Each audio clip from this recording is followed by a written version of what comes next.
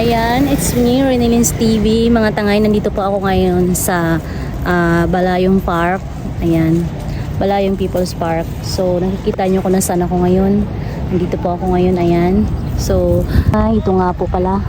Papakita po natin yung pinagawang giant Christmas tree na taon-taon sa pitsa ng December 1 or November 31 ay pinapailawan. So, ito po yan siya, oh.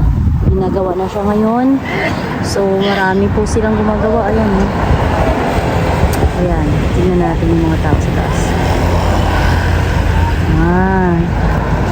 Diba, may tao talaga dun sa taas. Ang dami nila dun, oh. Sinasimula na yung gabi.